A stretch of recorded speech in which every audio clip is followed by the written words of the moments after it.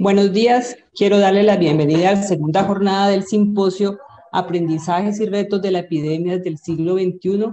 Hoy tenemos el minisimposio, comenzamos con el minisimposio de la Escuela de Medicina sobre aprendizajes sobre el diagnóstico y el tratamiento del SARS-CoV-2. La propagación del virus del SARS-CoV-2 a nivel mundial no ha tenido precedentes.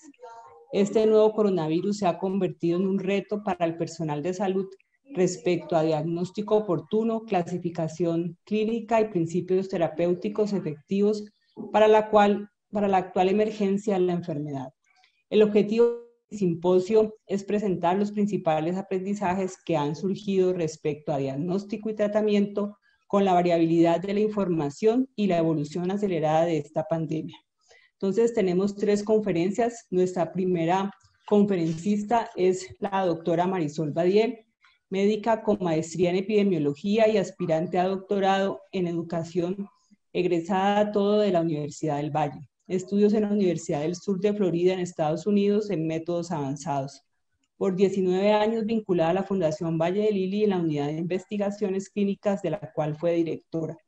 Docente universitaria de la Universidad del Valle y de la Universidad Libre, fue decana de la Facultad de Salud de la Universidad Libre de Cali y actualmente la directora médica científica del Hospital Universitario del Valle. Su conferencia es Lecciones aprendidas durante la pandemia del COVID-19, perspectiva de un hospital. Bienvenida, doctora Marisol. Muchas gracias, doctora Mata, y a todos los organizadores del Simposio de Investigaciones en Salud. Es un gran honor estar en este evento y dar apertura a un tema más que fundamental en términos de la asistencia. Y pues he titulado esta apertura como las lecciones aprendidas durante este tiempo de pandemia y por supuesto en 2 perspectivas. Una, naturalmente, la que involucra este simposio en términos de cómo nos afecta desde la perspectiva de hospital universitario público y en general de la asistencia, todo lo que ha pasado alrededor y naturalmente, y en medio de este simposio, cómo ha afectado el tema académico. Me declaro sin ningún conflicto de intereses para compartir con ustedes los siguientes minutos. Y en esta perspectiva, digamos que el tema más importante hoy, cuando nos vimos en medio de una pandemia que casi que nos toma de sorpresa, es mirar que si nosotros hoy día, después de 228 días de una pandemia declarada y del primer caso confirmado en Colombia, ¿qué tanto hemos aprendido? Y si seremos capaces de transmitir a las siguientes generaciones aspectos relevantes de cómo prepararnos. Nosotros hemos visto en los últimos años el resurgimiento de infecciones y hemos estado cercanos a las pandemias, pero ¿qué tanto hemos aprendido de eso y qué tanto enseñaremos y dejaremos a las siguientes? Ese es el objetivo de esta charla. Y pues he abordado este tema desde 3 momentos. Uno, el histórico, o sea, ¿qué nos han enseñado los otros a propósito de las pandemias? Hoy lo que sabemos, o sea, las realidades de lo que implica abordarla desde todo punto de vista, y hoy, con nuestras experiencias, que esperamos compartir a otros. Y de manera que siempre lo digo un poco romántica, empiezo con algo que es sensible para todos nosotros los colombianos y los buenos lectores, y es una parte del amor en los tiempos de cólera. Y estos son unos segmentos, pues naturalmente la obra literaria es perfecta, pero solamente tomo unos segmentos para decir que esta pandemia o esta epidemia que estuvo en Cartagena en los años de 1845 y que recrea esta obra, pues llama la atención de cosas que no son sorpresas para nosotros. En medio de la pandemia en Cartagena, los cementerios se vieron desbordados con múltiples problemas de salud a su alrededor y cesó como había empezado de repente. Entonces, miremos eso en el contexto de hoy. Nosotros podríamos mirar la historia desde antes de Cristo que ha pasado. Sin embargo, quiero detenerme en 3 momentos interesantes, o tal vez 4, que son referentes hoy y que a veces pasamos inadvertidos. 1745 como uno de los escenarios de la peste negra, que fue altamente mortal, no solamente en esta temporada, sino en otras también. Pero en 1745 la enseñanza que nos deja esa pandemia es cuando la salud pública empezó a florecer. Y empezó a florecer fue porque la higiene se volvió pública en esa temporada. ¿Qué fue lo que pasó? Desde este momento, siglo XVIII y previos, la higiene y la salud eran privilegios de la aristocracia y de los pudientes.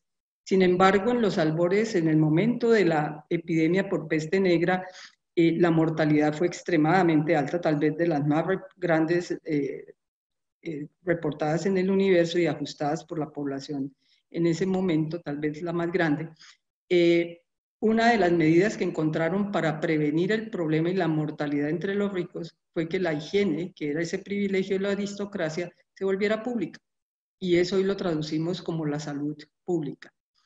Ya lo comenté, en los albores también finales del siglo XIX, la epidemia de cólera en Cartagena, pues con todas las medidas que hubo, tal vez diezmó, el 25% de la población murió por esa epidemia de cólera, donde vuelve y juega la higiene como un elemento importante.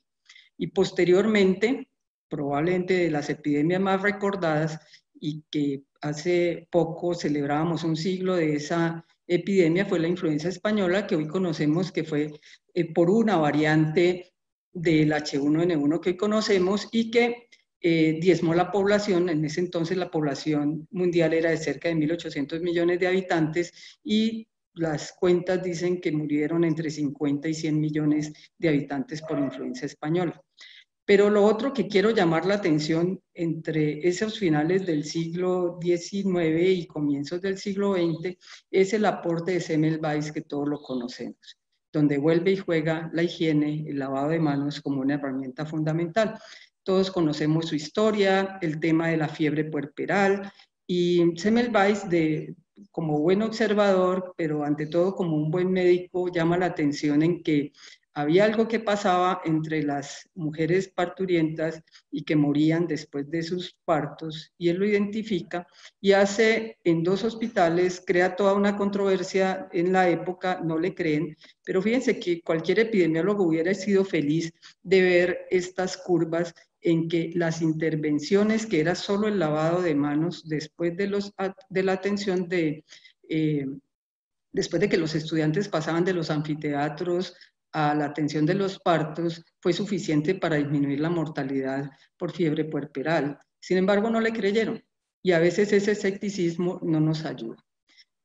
Si continuamos con esta historia de lo que vemos, de lo que entendemos hoy, en 1918 con la gripa española, con la influenza española que se llamó entonces, también la gente usó tapabocas, los de la época. Hoy también. Nosotros tuvimos que adoptar las medidas propias de la higiene y de la transmisión ya conocidas. En 1918 también, esto es en Pensilvania, en Estados Unidos, la gente se molestó por la obligatoriedad de los aislamientos, que fue también una de las medidas que fueron convocadas. Y si ustedes tienen presente la historia, en 1918, después de esta manifestación, pues el gobierno tuvo que permitir un poco la movilidad de las personas al interior de Estados Unidos, y 3 días después de esta marcha, los hospitales comenzaron a abarrotarse y en 10 días se había triplicado la mortalidad por influenza española después de esto, con lo que ya conocemos muy bien de la influenza. Hoy también nosotros tenemos manifestaciones de todo orden. Esta es la de ayer en la Plaza de Bolívar en Bogotá, donde también por múltiples razones pues llaman la atención de los gobiernos a ciertas medidas. Las consecuencias las veremos, ojalá no con la magnitud de Pensilvania. Y me quedé en la anterior imagen llamando la atención en que en 1980 es el primer reporte de las infecciones por HIV y que hasta hoy perduran. Probablemente la epidemia o enfermedad crónica, la infección crónica que llaman muchos infectólogos con HIV-Sida, que ha cobrado mucho más de 32 millones de muertes en el mundo durante todos estos años, tiene unas implicaciones. Pero quiero también llamar la atención que el tema de epidemias y de pandemias no ha sido inusual en los últimos 20 o 25 años y hemos estado inmersos, pero todavía creo que algo falta para que entendamos la verdadera perspectiva del abordaje de una epidemia que no solamente es clínico. Hoy nos vimos en medio de situaciones para el abordaje de lo académico, sin qué decir de las economías, de lo financiero, etc. Y el contexto para seguir llamando la atención con el mismo ejemplo de HIV, pues esto fue lo que pasó en los años 80 y miren hoy de lo que podríamos hablar en términos del resurgimiento de infecciones y que muchas debutan en forma de epidemias que hoy son controladas, pero algo ha pasado con la infección por SARS-CoV-2 que algo nos tiene que dejar de enseñanza y de perspectiva.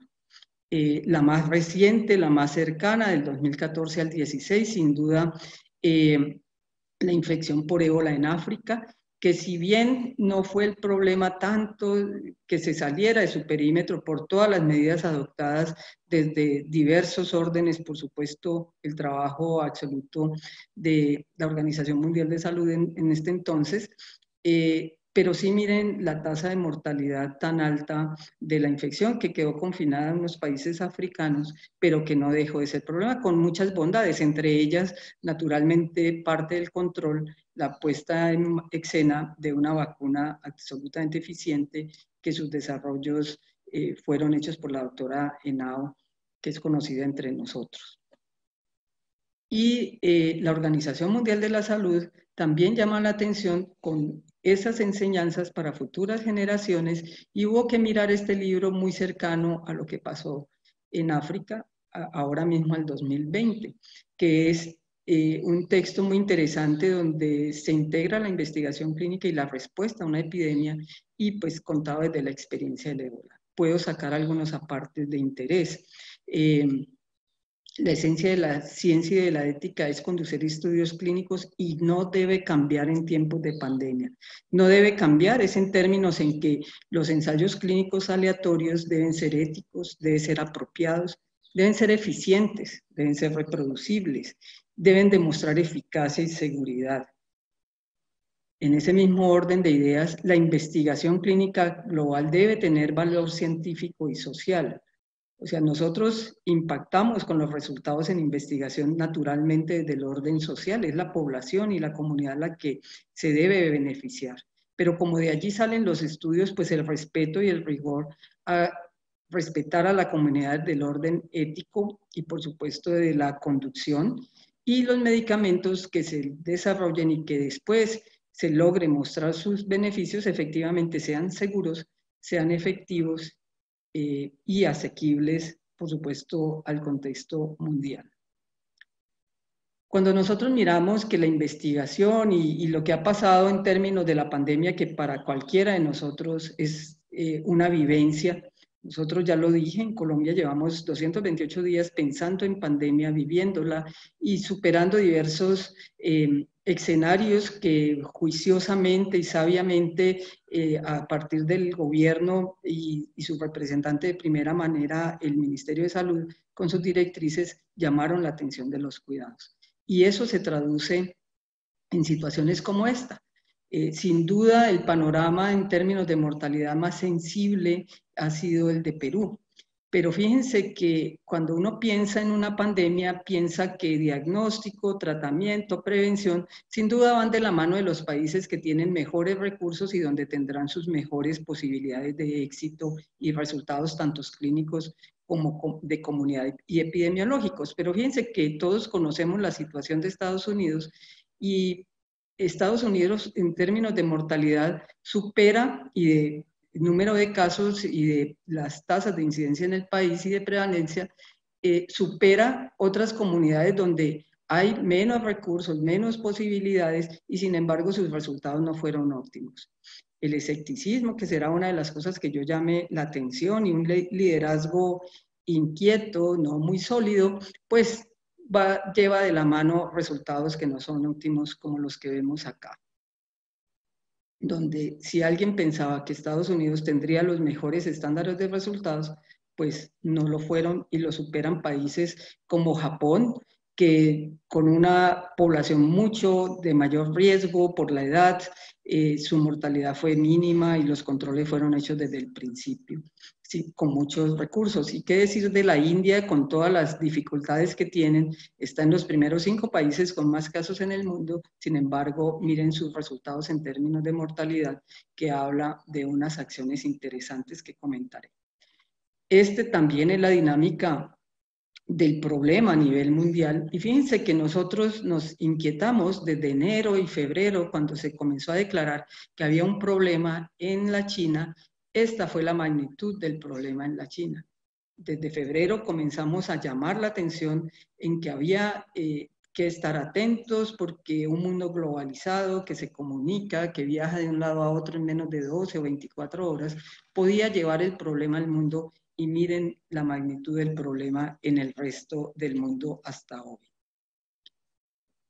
Es así que cuando uno piensa y está en la perspectiva del tratamiento, por supuesto previo al diagnóstico y previo a la prevención, pues son muchas las cosas que tenemos que tener en cuenta de aquí en adelante en términos de lo aprendido y en términos de lo que enseñaremos, porque hay circunstancias que a veces, si nosotros no las vivimos, pasa como con los jóvenes, hay que vivir las circunstancias para reinventarse cada día cuando de pronto la historia o otras circunstancias nos están diciendo hacia dónde deberíamos ir para afrontar, como en este caso, una pandemia.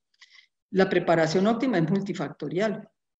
No es solo salud, no solo el Estado, no solo el gobierno, no solo la academia, es multifactorial y yo voy a llamar la atención, al menos en esos aspectos, de lo no contado al interior de una angustia que sufrimos los hospitales, el personal de salud, de ver cómo, no solo como ciudadanos, sino como responsables, debíamos afrontarlo.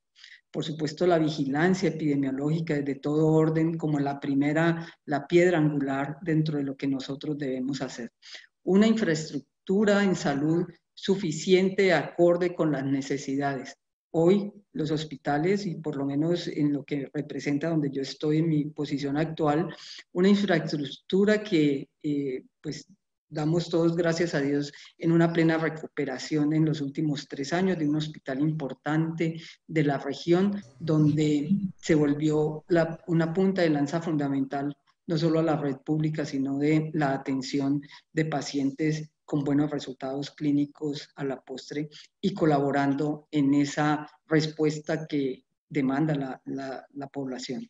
Trabajadores de salud idóneos, y tanto como idóneos en su conocimiento, los infectólogos, el personal de cuidado intensivo, el personal de comités de infecciones que formulan y adaptan todas las medidas de prevención y prevención, absolutamente comprometidos con su profesionalismo y ética para afrontar el problema. Una comunidad comprometida en entender y seguir los lineamientos del gobierno y del Estado para disminuir la problemática al interior, en las ciudades. Por supuesto, aunado con la necesidad de una investigación biomédica permanente, donde podamos ser parte de dar respuestas en medio de tantas dificultades y en medio de tanta incertidumbre de lo que todavía nos falta por saber.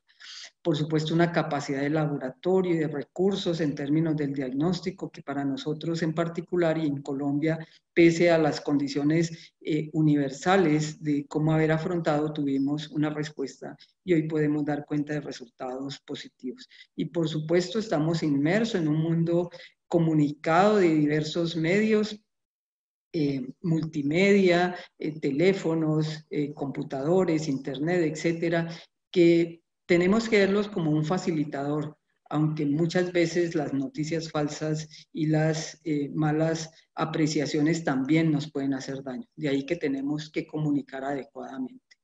Una investigación básica donde debemos todos estar comprometidos, no solo desde el escenario de lo académico, sino también lo asistencial, y el Estado apoyando eso, como lo hemos visto positivamente en nuestro país y lo vemos en el mundo, entendiendo lo que todavía no logramos entender en términos de la patogénesis, en términos de la parte inmunológica, pues esto centrado esta vez, pues para entender un poco de las infecciones por coronavirus, pero no es limitado para ello. Este modelo es absolutamente válido para cualquier infección, para cualquier problema de salud, donde tenemos que conocer y con base en eso formular las mejores medidas de diagnóstico, las mejores de tratamiento y por supuesto las de prevención. Y la investigación básica se vuelve un aporte fundamental allí. Visto desde naturalmente la generación de entender proteómica, genómica, la parte bioinformática en secuenciación y asimismo conocer una historia natural completa que nos dé capacidad para responder. Y todas estas opciones dentro de lo que es multifactorial, dentro de lo que son las ciencias, dentro de lo que es la investigación, pues termina siendo la punta de lanza donde se juntan la academia, en nuestro escenario, el Ministerio de Ciencia y Tecnología y naturalmente academia y ciencia unidos en nuestro escenario a lo que corresponde al Ministerio de Salud y todo lo que se promueve desde allí a nivel nacional, pues entender que si logramos, no solo nosotros, sino en el universo, entender la dinámica de la infección desde su parte inmunológica, entenderemos cuándo podremos tener una vacuna, cuándo dispondremos de tratamientos propicios y cuándo con diagnóstico, tratamiento y el conjunto de toda la información obtenida, llegamos a dar respuestas y soluciones. Esto sencillamente para decir que no se escapa una pandemia de estar inmersa en toda la dinámica de un sistema, y en este caso de un sistema de salud. Mirando ese panorama histórico, mirando las responsabilidades que nosotros tenemos, pues, y observamos nuestras realidades de hoy, pues nos acercamos ya casi al millón de sujetos contagiados en Colombia. Tristemente también nos acercamos a 30.000 muertes, y el mundo, que pensó que solamente los 90.000 o cercanos 100.000 casos en la China iban a ser el problema, hoy en el mundo hay un poco más de 41 millones, cerca de 41 millones de sujetos infectados y más de 1 millón de muertes también en relación a ello. 41 millones, uno diría, pero el mundo son más de 7 billones de habitantes, sí, pero piense que si esto es una población, podría ser la población casi colombiana, de toda una mortalidad de todo un país como Colombia, o de un país como Irak, que tiene 41 millones de habitantes. Esa es la magnitud del problema de la cual no debemos escaparnos. Y sencillamente para contextualizar, digamos, en nuestro escenario local, que no ha sido indiferente en ello, el Valle ha reportado más de 75.000 casos, solo Cali más de 55.000, con las tasas de mortalidad que ustedes ya conocen y una asistencia en unidades de cuidado intensivo no despreciable que hemos hecho aquí en el suroccidente colombiano. Y esta en particular es nuestra dinámica de la atención por infecciones sospechosas. Esta línea color naranja es la dinámica que hemos tenido al interior del Hospital Universitario del Valle, que es absolutamente reproducible de la dinámica que ha pasado no solamente en el Valle, sino en Colombia, y donde le hemos dado respuesta, como lo he dicho, a la región con resultados clínicos óptimos a la par de todas las instituciones del nivel nuestro en la región. Esta ha sido nuestra dinámica. Hemos visto un poco más de 3.500 pacientes sospechosos, 334 de ellos confirmados que llegaron a nuestros servicios y con tristemente 109 muertes totales, que representa entre el 35 y 40% de la población vista. Cuando nosotros miramos, y es el mensaje que quiero dejar a todos los que nos escuchan hoy, es que hemos aprendido, tuvimos que mirar la historia, una historia a veces lejana, la gripa española, por ejemplo, pero también más cercana en la última generación, que es la que nos ha tocado a nosotros, de ver no menos de 10 epidemias y ahora una pandemia en la que tenemos que dar respuesta y probablemente seguirán presentándose. ¿Qué podría llamar la atención de lo aprendido para compartirle a las siguientes generaciones? Primero, es que tengamos la humildad y el coraje para reconocer que tenemos que aprender y creer del pasado y de las experiencias. No somos diferentes, no repetimos la historia, pero sí sabemos que podemos aprender de ella. Sin escepticismo, probablemente a nivel de los gobiernos nacionales, locales, regionales. Si nosotros creemos en sus dinámicas, en lo que ellos nos llaman la atención a que debemos obedecer, sin escepticismo, los resultados son otros. Si quieren mirar resultados, piensen en lo que pasó en los gobiernos donde con escepticismo miraron que estaban al frente de una pandemia y hoy cómo superan todas las expectativas y son reflejo de malos resultados ante su población. No hay que construir de nuevo, hay que adaptarse. Y nosotros tenemos muchas oportunidades en medio incluso de las dificultades que el sector salud ofrece. Y en ese orden de ideas de adaptarnos, de creer, de aprender del pasado, generar un nuevo conocimiento en el momento, en el lugar y los formatos correctos. Eso es lo que estamos haciendo hoy.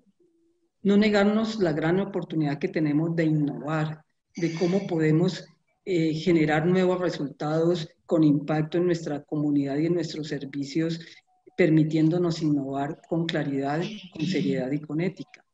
Y por supuesto reconociendo que el fundamento de todo esto es el liderazgo. Liderazgo a nivel académico, un liderazgo a nivel social, el liderazgo a nivel de las instituciones de salud.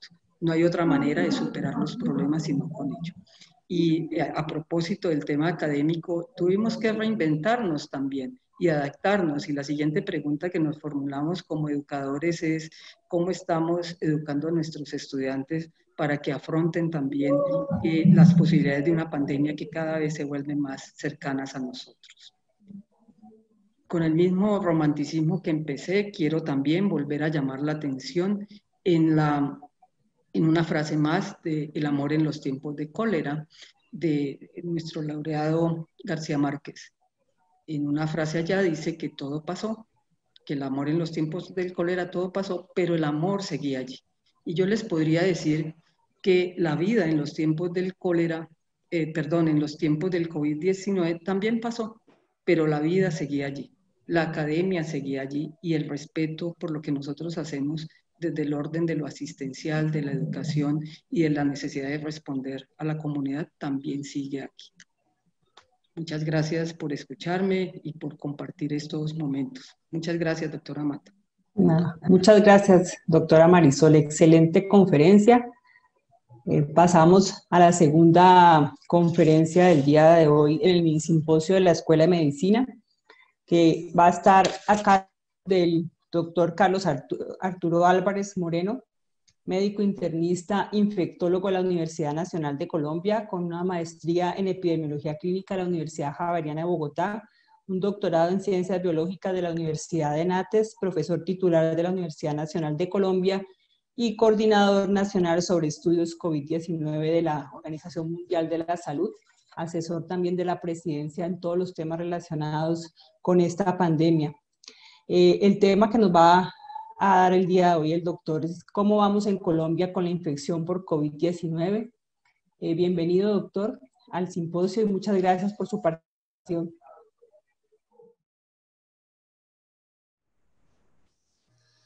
Muy buenos días y muchas gracias por esta amable invitación, especialmente a Marisol, que ha estado muy pendiente de mi participación, y a todo el simposio.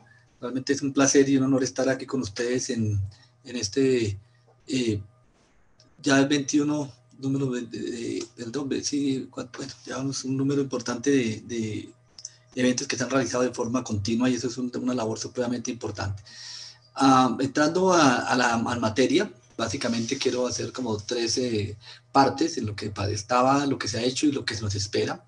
Lo primero de lo que estaba o lo que conocemos de este virus, pues empezamos a ver cómo a partir del 31 de diciembre es reportado por el gobierno chino la presencia de una enfermedad desconocida con unas características respiratorias que hace suponer que sea causada por una enfermedad de origen infeccioso, y rápidamente pues empezamos a conocer en el mundo dónde quedaba Wuhan y qué características tiene esta ciudad, y empezamos a conocer de las características de plaza de mercado, que se consideró inicialmente como la causa inicial, o mejor, el sitio inicial donde se encontraba la diseminación de la transmisión. Un sitio, una plaza de mercado que comercializa animales vivos y muertos, y en el cual pues se consideró que ahí era el foco, y probablemente, potencialmente, ahora se dicen muchas cosas y si es cierto o no es cierto. Es posible que eso sea parte de la historia, si realmente apareció de este mercado o el mercado fue una víctima adicional de la COVID-19.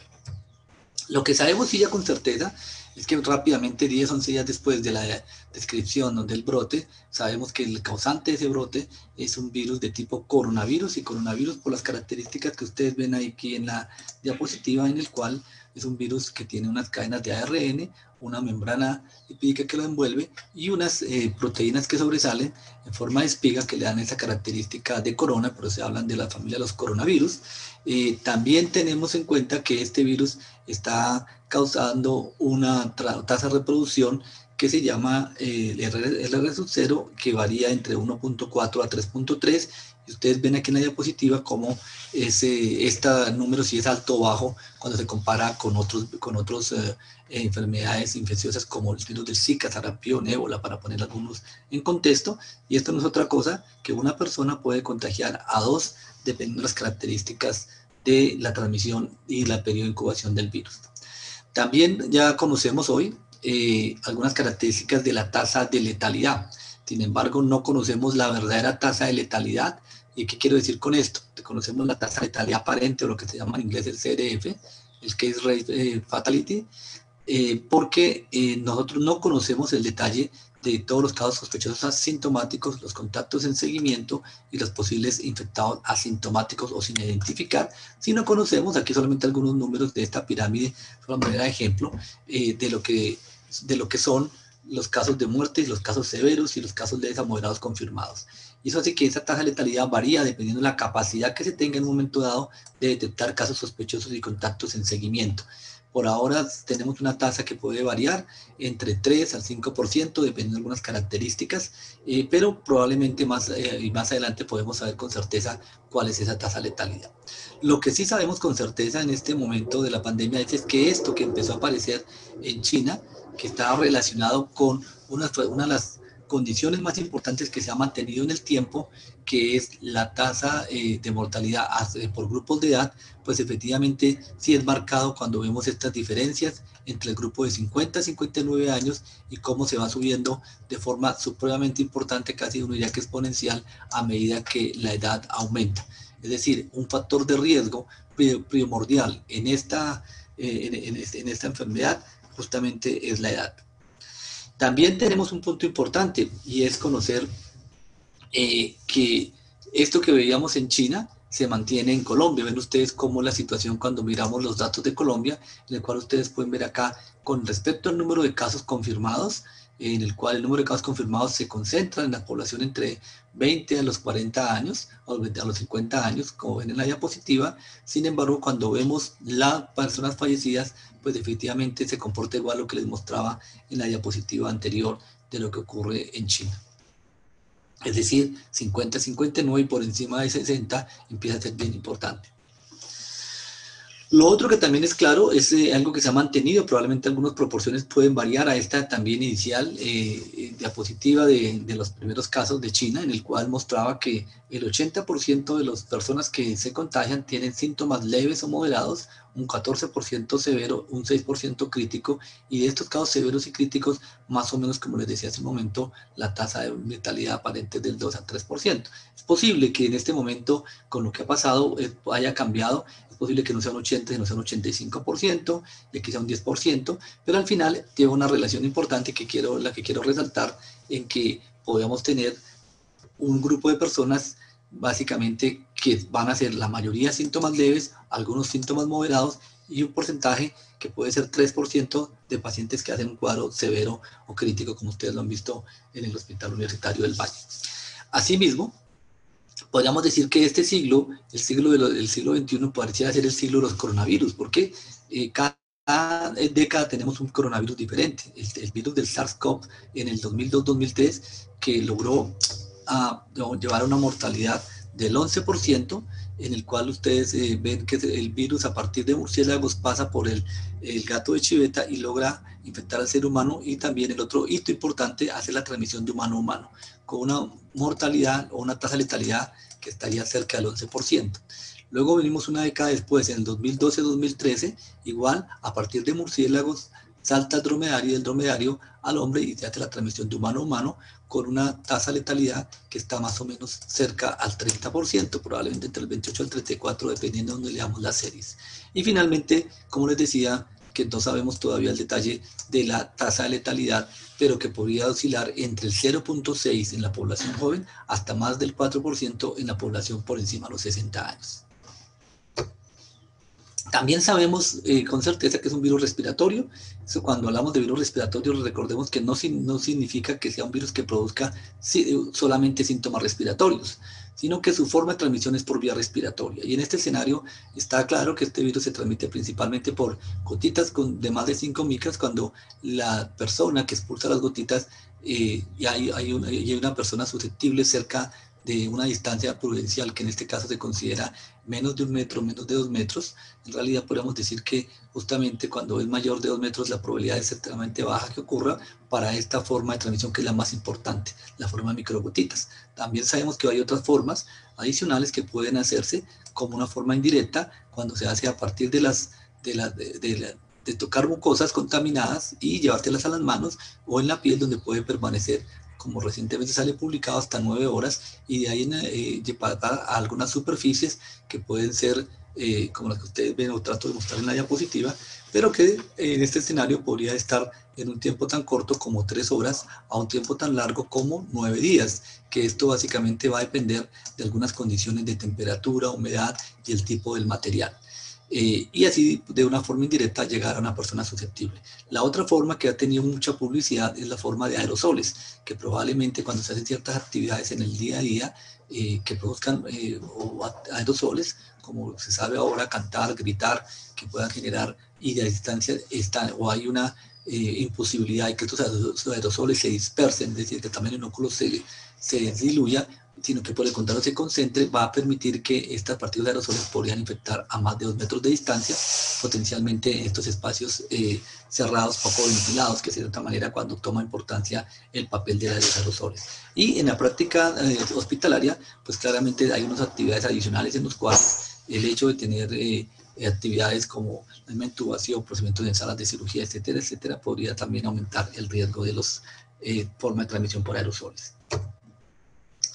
Ahora bien, conociendo estos puntos claves, que quise resumir como los puntos o hitos marcados en lo que ya conocemos del virus, tener en cuenta que como no tenemos ningún tratamiento efectivo, ninguna vacuna, pues básicamente las estrategias que se hacen para tratar de suprimir o mitigar el impacto en entornos sanitarios y no sanitarios de la pandemia es justamente lo que ustedes ven y que han visto esta gráfica muchas veces, que no sencillamente, sino cómo hacer algunas actividades para que no todas las personas se infecten al tiempo y se forme un gran pico único, sino que se forme un pico más pequeño, pero puede ser que el número de los casos sea similar, pero que se distribuya en el tiempo, evitando, como dice aquí, o trato de resumir en este cuadro, en reducir la propagación de la enfermedad, reducir la carga y reducir la morbilidad y la mortalidad, es decir, que no colapsen los sistemas sanitarios, que es justamente lo que se trata de hacer con estas estrategias.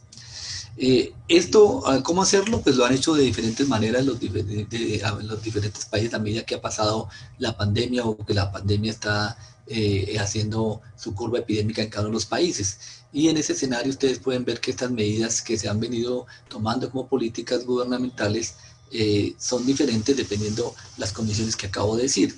Aquí ven un ejemplo que lo toma lo de la Universidad de Oxford, que evalúa cómo van haciendo estas medidas y los colocan un índice de restricciones, que ustedes ven que para enero 21, pues básicamente estaba en China y algunos países cerca de Asia, luego vemos que esas medidas se han ido implementando y se han ido aumentando, luego en marzo 27 vemos cómo son las medidas de restricción a nivel mundial, luego vemos que se empeoran o sea, hacen mayores restricciones, especialmente en algunos países de Europa y América Latina, y luego vemos cómo pasa en mayo, luego vemos cómo va pasando al final de junio, luego vemos en julio, luego vemos en agosto, septiembre, para poner algún contexto.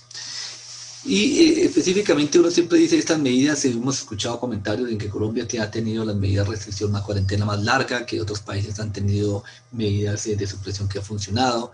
En realidad es muy complicado comparar estrategias entre países porque las condiciones de la epidemia, tanto climática, la misma evolución que se tiene, son diferentes y adicionalmente las medidas, como les he comentado, son parecidas pero se han hecho de manera diferente y ahorita vamos a ver en detalle algunos puntos.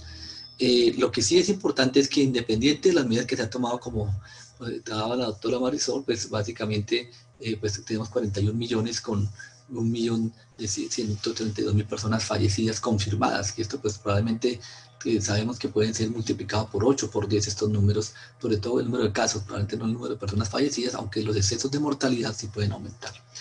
En Colombia, ¿qué tenemos? En Colombia tenemos que estas medidas que se han venido haciendo, pues básicamente tienen un impacto en el cual ustedes pueden ver cómo aquí vemos que no solamente es el confinamiento, sino la serie de medidas que se fueron tomando desde la limitación de eventos masivos, cierre de fronteras, cierre de colegios, protección del adulto mayor, inicio del aislamiento obligatorio, luego cuando a partir de mayo cambio el aislamiento obligatorio por un aislamiento un poco más menos restrictivo que se prolongó durante un periodo largo de tiempo, y finalmente vemos a partir del 1 de septiembre un cambio también en el aislamiento, cambiando a un aislamiento selectivo. Como estrategia, en el cual ustedes ven cómo esa estrategia hace que se presente una curva y que probablemente en el día de hoy pues vemos también una caída, una tendencia que dado el cambio del aislamiento, pues vemos que no es una caída la misma pendiente que tiene el aumento como el descenso. Y probablemente si no se hubiera tomado ninguna medida, básicamente los modelos plantean de unos 4 o 6 semanas después de los primeros casos que veíamos acá al comienzo de marzo, lo que podríamos ver es una gran curva que se hubiera presentado en esta época entre abril y mayo. Les decía que las estrategias pueden ser diferentes dentro de los países. Esta es una buena publicación que hace el British Medical Journal, en el cual muestra cómo son las estrategias que se fueron tomando y en qué momento y en el orden que se tomaron. Lo que mostraba, y esto fue para hasta julio, en el cual mostraba que la mayoría de los países, aquí incluyendo Colombia, pues están tomando medidas muy parecidas que venían ya descritas en la diapositiva anterior, pero que también el impacto que se ha venido tomando pues dependía en qué momento se tomaban y cuánto tiempo es la duración de las mismas, y eso hace diferencia en la estrategia como tal. Recuerden que parte de la estrategia que se tiene en general no es para evitar que aparezcan casos de infecciones, sino probablemente, como les decía, para mitigar el impacto, y por lo tanto lo que hacen es disminuir el número de casos y adicionalmente que las personas que tienen factores de riesgo sí no se infecten. Es como parte de lo que se espera con este tipo de medidas. Y en el caso de Colombia, pues básicamente lo que veíamos cuál ha sido el impacto que de las medidas que tuvieron particularmente. Colombia empezó con un R sub 0, un número de producción básica que estaba en 2,6, con el primer aislamiento de 4 semanas, R cayó a cerca de 1, 1.1. Y de ahí en adelante las medidas que se han venido tomando han hecho que el R ya no es RT, el R0, sino RT, que viene a ser lo mismo de forma dinámica. Ven ustedes cómo acá se ha mantenido con algunas variaciones que pueden estar algunas veces por debajo de 1 o la mayoría de veces en 1 o cerca de 1. Es decir, con esta estrategia no se suprime la transmisión del virus, sino lo que se logra es evitar que haya un número importante de casos. Y esto al final pues es lo que vemos en el impacto que tiene ya concretamente en el número de casos que se presentan y desafortunadamente el número de personas que fallecen, que pues básicamente si alguien hubiera dicho en marzo que para octubre tendríamos cerca de 30.000 muertos, pues nos ha parecido un exabrupto, pero desafortunadamente en la pandemia pues es una de las cosas que se vuelven realidad. Y aquí tenemos un punto importante. Cuando hablamos de la importancia del R sub 0, lo que se logra con el R sub 0 es tener en cuenta que lo ideal cuando se tiene es que el RT esté por debajo de 1, porque si está por debajo de 1, entre más bajo esté, logra empezar a suprimirse o a controlarse la pandemia. Es decir, si yo tengo un RT de 0,5, por ejemplo, a partir de un grupo de personas, de 10 personas contagiadas, estas personas contagiadas solamente me van a infectar, de acuerdo al periodo de incubación del virus, en los siguientes 5 a 7 días solo a 5, en los 10 a 14 días solamente habrá 3, y en 2028 solamente habrá 1. Mientras estemos con un RT de 1, lo que vamos a lograr es que ese número se mantiene, ven ustedes, de 10, 10, 10, 10 permanentemente. Y si está por encima de 1.1, pues vemos cómo va a ir creciendo, en este caso a partir de 10, rápidamente en un mes estaría 15. Pero cuando hablamos de una población como la población colombiana, si tendremos 1 millón de infectados, prácticamente estaríamos que en un mes siguiente estaríamos con 1,5 millones. Y así sucesivamente, con cambios menores del RT, vemos cómo es el aumento progresivo. Les mostraba hace un rato el número de personas fallecidas, pero ahora quiero concentrarme en este escenario. Es también lo que hemos visto ya de las comorbilidades en las personas que han fallecido. Básicamente las comorbilidades siguen siendo las mismas que se han descrito en otras partes, haciendo énfasis desde el punto de vista de enfermedades, la hipertensión, la diabetes, enfermedad renal, y como punto importante la obesidad en población más joven. Tener en cuenta que hay otras características que ustedes ven ahí, y hay otras que todavía uno esperaría que tuviera más, pero que afortunadamente no ha pasado, como ocurre con el mismo VIH. Lo que sí es clave, a mi modo de ver, es esto, la evolución que ha tenido también en la misma pandemia, el tiempo entre que las personas consultan, es decir, están hospitalizadas y mueren. Normalmente uno esperaría que ese tiempo debería ser por lo menos entre 7 a 14 días, y aquí vemos muchas veces que, sobre todo al comienzo, en los meses de abril y mayo, vimos un número importante de casos que las personas llegaron y fallecieron a los 3, 4 días. ¿Esto qué significa? Que las personas se están consultando tardíamente o están haciendo el diagnóstico tardíamente, y es un punto importante en el cual pues, se ha ido mejorando, pero todavía se tiene que trabajar muy fuertemente. Es decir, en la percepción tanto de la población, de los signos de alarma que puede tenerse acerca de COVID-19, pero también en el diagnóstico temprano desde el punto de vista del sistema sanitario. Un punto clave, a mi modo de ver, que ha tenido ese, teniendo en cuenta ese subgrupo que les decía al comienzo, del 3% que terminan en, de 3 a 5% que terminan en unidades de cuidado intensivo, es que esto podría colapsar el sistema sanitario, y justamente ven ustedes cómo ha sido la evolución en el número de camas de hospitalización o camas de cuidado intensivo ocupadas por COVID. Y aquí también en la parte de la izquierda ven ustedes, de acuerdo al departamento, cuál es el porcentaje de camas hospitalarias y camas de cuidado intensivo que están, como digo, en este momento ocupadas por pacientes con COVID. Acá el punto importante es que Colombia partió con una realidad que tenía cerca de 5.000, estoy mal, 300 camas de cuidado intensivo. En este momento estamos cerca de las 11.000, o ya pasaron las 11.000 camas de cuidado intensivo. Eso básicamente, eso es lo que permite también tener una ventaja, una ventaja en que al tener estas camas de cuidado intensivo, el porcentaje de ocupación pues probablemente es favorable, y en este escenario se logra una estrategia importante: evitar el colapso del sistema sanitario en las unidades de cuidado intensivo, como se pudo ver en países como España, Francia, Italia, o en mismas ciudades como Nueva York. Sin embargo, pues la realidad, seguimos teniendo un RT que está por encima de 1, y eso significa que no tenemos una disminución de casos, sino probablemente se empieza a tener una estabilización de casos, para tenerlo en cuenta. Y con algo importante es que la pandemia sigue circulando en varias regiones de nuestro país. Los índices de positividad, es decir, que tantas personas son positivas cuando se hace la prueba, pues sigue siendo alto, sigue siendo casi, como ustedes ven, del 23%. Y a pesar de que hay una disminución en los últimos meses, creo diría que aquí la última semana en la última semana podemos ver incluso un aumento. Otro punto clave es que la epidemia no es igual, no es homogénea en toda Colombia. Hay ciudades en las cuales empezó y se hizo una afectación importantísima al comienzo, desde mayo, luego pasó a Tumaco, luego pasó a Barranquilla, luego ha estado en Bogotá, y también ha estado en Cali, y ahora vemos mayor afectación en el caso de Medellín. Entonces vemos municipios que tienen unas tendencias importantes, con alta, con baja o con una... y esto que les estoy mostrando lo paso rápido porque también puede variar. Sencillamente lo que quiero resaltar es que esto varía dependiendo de la misma curva epidémica en cada región y que algunos municipios están con incremento, otros están en descenso, otros están en meseta. Que tiene que ver y está relacionado con las actividades y el mismo movilidad que se está haciendo. Sí, probablemente ven en esta gráfica las diferentes movilidades, cómo se fueron alterando basado en las medidas que se tomaron desde el nivel nacional, pero ven ustedes también que pues esto no es exclusivo de Colombia, sino es igual a lo que muestran en otros países, cómo ha sido las mismas medidas que se han hecho de aislamiento y movilidad.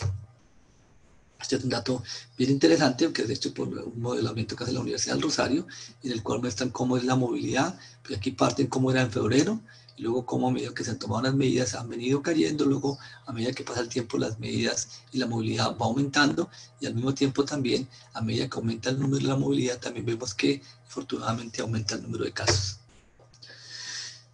Punto importantísimo a mi modo de ver es esta diapositiva, y es clave porque es el número de muertes por millón de habitantes. ¿Qué tanto estamos nosotros en millón de habitantes? Porque al final es la manera objetiva de esta estrategia de mitigar o evaluar, disminuir el impacto sobre la mortalidad, porque al final la estrategia es salvar vidas. Y en este escenario, pues desafortunadamente a toda la región no le ha ido bien. Colombia está por encima de los 500, en este momento está con 579 por millón de habitantes.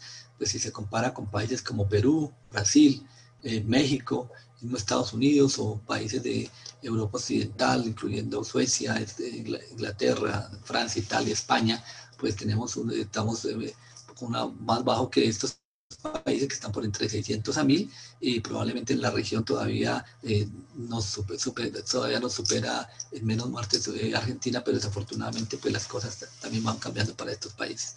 Aquí lo que quiero es no comparar con que es la tendencia de decir que somos mejores o peores, sino sencillamente pues las estrategias que se han tomado, pues básicamente en muestra el impacto que ha tenido parte de la llegada y la estancia y el mantenimiento de la pandemia en Colombia y en otros países de la región, que todavía pues pensaría uno que, o tiene una tendencia a pensar que ya pasamos la parte peor, pero desafortunadamente no es así. Tenemos todavía un número importante de personas susceptibles.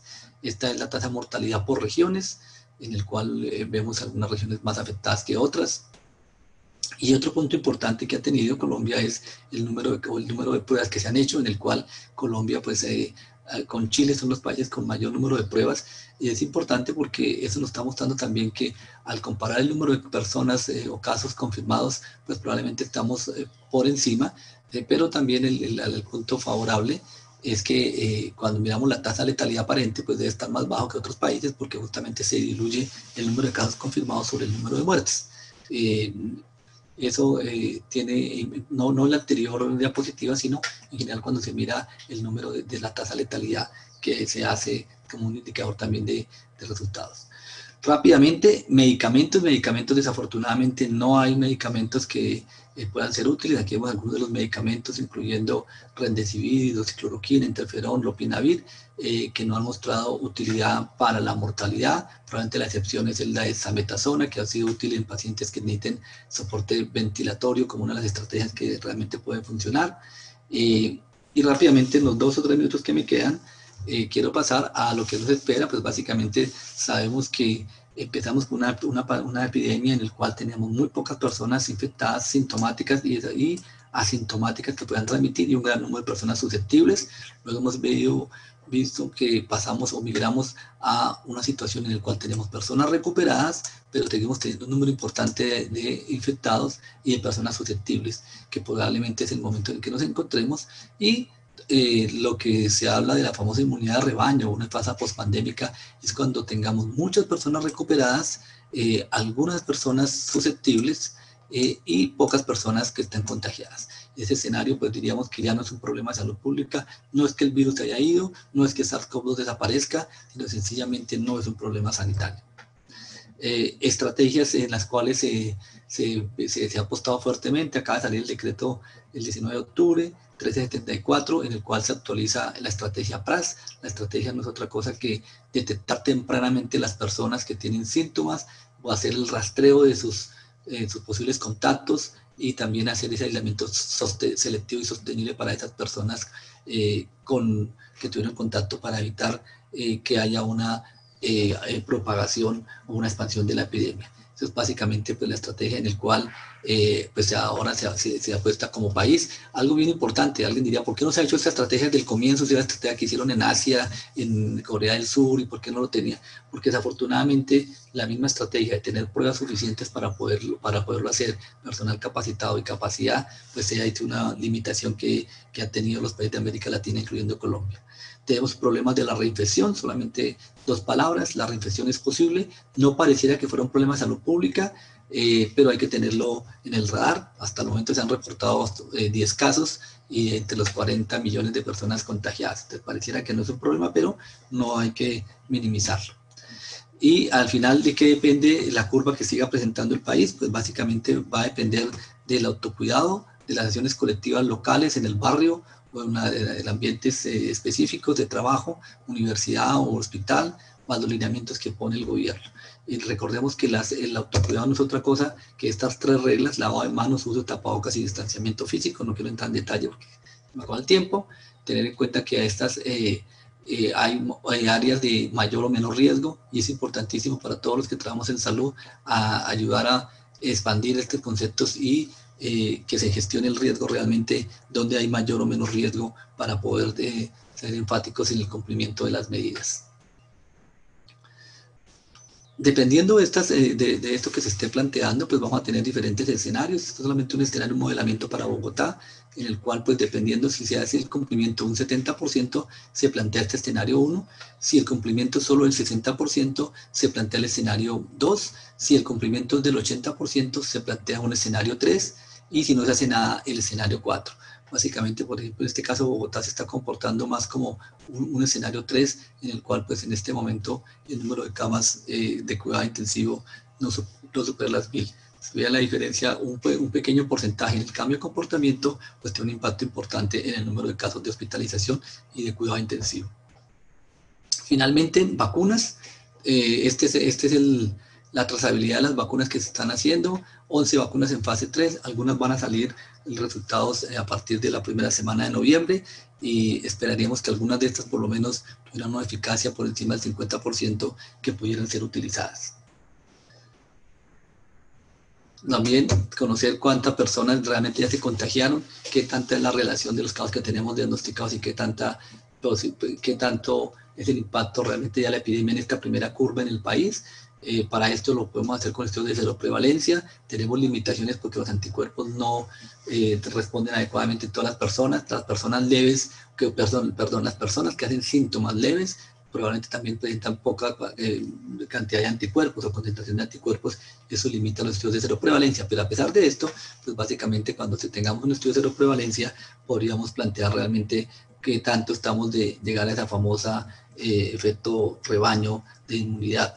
Por lo menos lo que muestra en España, con la primera ola, salvo las regiones del centro que van a tener 14 o 10%, la mayoría del país no alcanzaba a tener más del 5%. Muchas gracias. Excelente conferencia, doctor Carlos Álvarez. Espero que ahora en las preguntas podamos resolver las dudas que queden de este tema. Bueno, pasamos a la siguiente conferencia. La siguiente conferencia la presenta el doctor Eduardo López Medina, médico y cirujano en la Universidad del Valle, especialista en pediatría del Hospital de Miami, subespecialista en infectología de la Universidad de Texas y magíster en epidemiología de la Universidad de Londres. El doctor Eduardo López nos va a dar la siguiente conferencia: tratamiento farmacológico de infecciones COVID, los ensayos clínicos que buscan la respuesta. Doctor López, bienvenido.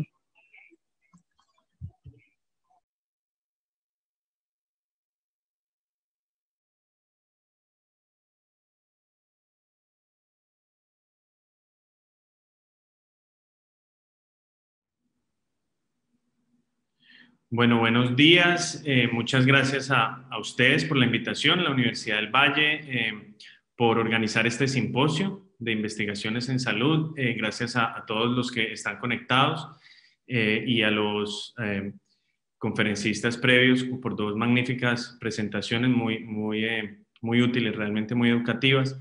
Yo voy a hablarles especialmente respecto a un ensayo clínico que estamos realizando en ivermectina para pacientes con COVID.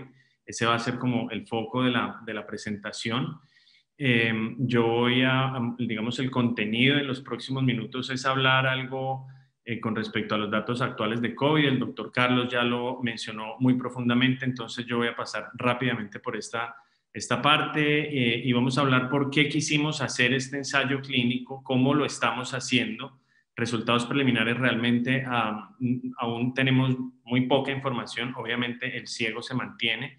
Y qué estudios hay con respecto a este medicamento para pacientes con COVID y finalmente algunas conclusiones. Entonces, como les decía, el doctor Álvarez mencionó esto ya muy detalladamente y muy claramente, pero como recalcar que estos son datos del INS de hace unos días, cómo ya pasamos por el millón de muertes, cerca de 40 millones de casos y cómo las Américas contribuyen de manera protagonista en estos números. Estas son dos tablas, esta y la que sigue son tablas interesantes porque vean que esta es del mes de octubre y la que sigue es del mes de septiembre y aquí vemos las diferentes regiones del planeta. En esta columna los casos, el cambio que hemos tenido en los últimos 7 días y el cambio en número de muertes en los últimos 7 días. Entonces lo primero que llama la atención es que las Américas realmente en comparación con esto, que es de principios de septiembre, se mantiene estable. Estábamos hace un mes o un mes largo en un 1% en cambio de casos, ahora estamos en alrededor del 5%, pero como el sudeste asiático, que hace un mes tenía un ascenso del 14%, ahora tiene un descenso del 6%. Europa, por el contrario, actualmente nuevamente está viviendo una ola, eso lo vemos aquí. Europa está en verde, nuevamente está teniendo este ascenso de casos con un crecimiento del 34% semanal y un aumento en el número de muertes, mientras que hace un mes y medio, en septiembre, Europa solo tenía un 4%. Y el África también en una situación muy difícil, veíamos un descenso hace aproximadamente un mes y actualmente vemos un ascenso hasta en un 27% en el número de muertes. Entonces, esta dinámica del planeta, de cómo en diferentes regiones se comporta de una forma diferente, probablemente vaya a permitir la expansión o al menos el mantenimiento de la pandemia por un tiempo bastante largo. Estas son unas gráficas en donde vemos la posición de Colombia a nivel mundial en comparación con otros países. Vemos que desafortunadamente estamos en unas posiciones muy altas, pero estos son números totales, números absolutos de casos. Vemos que números totales de casos acumulados hasta el momento en los 5 primeros puestos, nuevos casos reportados en las últimas 24 horas también en los primeros 10 puestos y nuevas muertes también en una posición muy alta. Pero cuando lo tenemos en cuenta las tasas a nivel poblacional por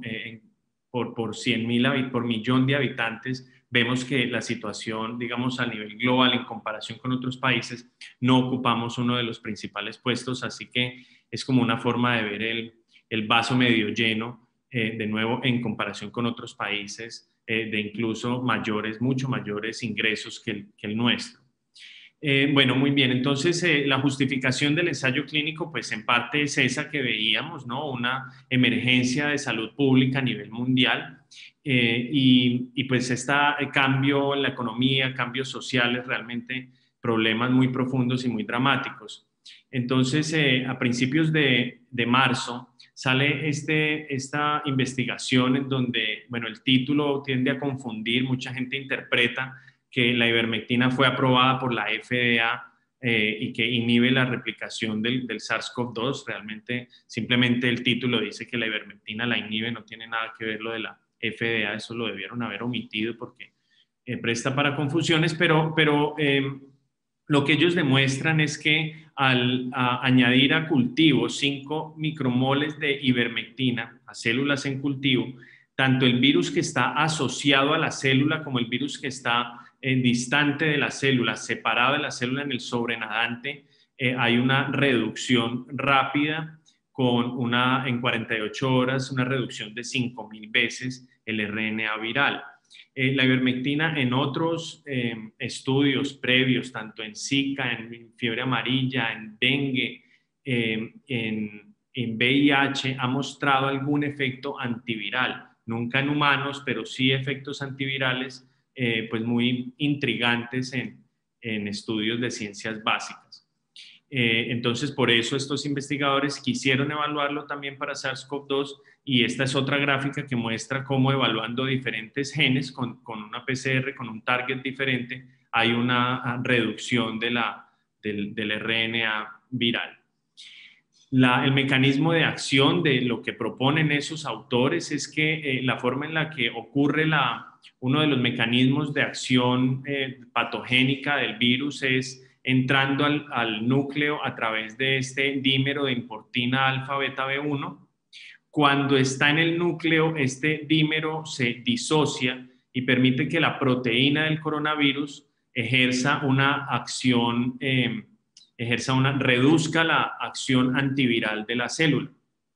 Esa es como una de los mecanismos de virulencia y la ivermectina parece impedir que el coronavirus se una a este dímero y por lo tanto no ingrese al núcleo y le permita a la célula tener una acción antiviral. Sin embargo, eso es una, digamos, teoría solamente. Y también existen datos que se contraponen, contradicen estas observaciones.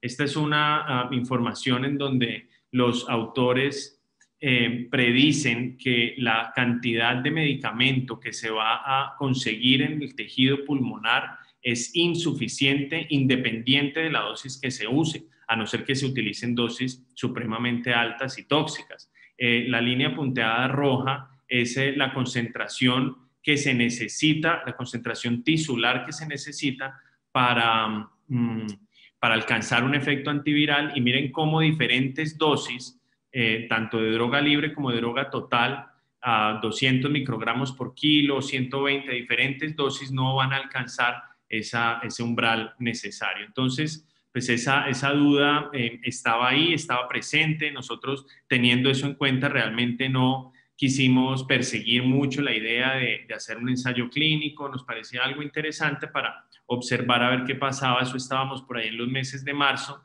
y unos días después aparece esta información. Esto es un estudio retrospectivo en donde algunos pacientes, mirando una base de datos muy grande de miles de pacientes, de cientos de hospitales, de decenas de países, sobre todo en Europa y en el África y en el Asia, incluyeron algunos pacientes que habían recibido ivermectina contra otros que habían recibido manejo estándar y controlando por los confusores, parecía que la posibilidad de sobrevivir era mucho mayor en los pacientes que habían recibido ivermectina. Luego, estos mismos autores en este preprint hacen un análisis mucho más extenso, ya incluyendo 1.400 pacientes que recibieron el medicamento versus 704 que no, y la mortalidad también parecía ser muy diferente, muy inferior. Entonces ahí esto sí nos llamó mucho la atención, revisamos detalladamente lo reportado por los autores, parecían ser estudios robustos, contactamos a los autores, eran médicos realmente muy prominentes de Harvard, de universidades muy relevantes y mirando su hoja de vida, al menos en PubMed, las publicaciones, era gente muy creíble. Entonces nosotros en ese momento, teniendo en cuenta que tenemos un centro de investigación en infectología pues con mucha experiencia, en donde hemos realizado decenas de protocolos de ensayos clínicos, sobre todo en vacunas, pero incluyendo miles de pacientes, como la vacuna de rotavirus con más de 3.000, 4.000 sujetos, la vacuna de neumococo con 2.500, decidimos pues, teniendo en cuenta de nuevo esta emergencia mundial, sentimos que era nuestra responsabilidad avanzar a responder esta pregunta y empezamos a pensar y a escribir el protocolo, empezamos a tener en cuenta, bueno, qué objetivos vamos a incluir, en quién lo vamos a hacer, cuáles van a ser los desenlaces, todas las consideraciones éticas necesarias y el proceso regulatorio de aprobación, qué datos vamos a recolectar, a calcular todo lo necesario y a pensar y a tener en cuenta las grandes dificultades que íbamos a tener para identificar pacientes y el reclutamiento. En ese momento nos calculábamos que 400 pacientes iban a ser necesarios para encontrar la respuesta, pero eran pacientes con enfermedad leve en los primeros días. Y realmente pues ustedes conocen las dificultades que hay para hacerse la PCR y obtenerla en forma inmediata. Aquí yo creo que una de las partes claves de esta presentación es resaltar la colaboración que hemos tenido tanto nosotros, que somos, digamos, la parte académica, con la parte pública, la Secretaría de Salud Municipal. La doctora Millerlandi ha sido fundamental a través de la CESE, la gobernación con la Secretaría de Salud departamental, ha sido muy importante y incluso la doctora Lilian Francisca Toro nos ha dado la mano y ha estado muy interesada en esto y ha apoyado este reclutamiento en el HIV. Entonces ha sido algo muy engranado entre la parte privada, la parte pública, la parte académica, y pues esta es una de las razones por las cuales hemos seguido adelante de una forma hasta ahora exitosa, sin que conozcamos nada de los resultados, pero estamos cerca ya de terminar el estudio. Bueno, entonces en ese momento íbamos muy bien, escribimos todo esto, escribimos los protocolos, empezamos a avanzar todos los procesos de ética y resulta que la información clínica observacional con base en la cual se basaba nuestro estudio, que eran datos de Amit Patel, resultó ser un fraude. Probablemente algunos de ustedes escucharon todo este escándalo que hubo. Este mismo grupo publicó en el New England, publicó en Lancet otras informaciones y todo parece ser proveniente de una base de datos fraudulenta. Entonces, pues ahí hubo un gran tristeza y decepción y empezamos, bueno, a pensar qué hacemos. Estamos ya con esta cantidad de horas, noches, días y trasnochos de tener un protocolo de investigación realmente pues robusto o al menos muy detallado.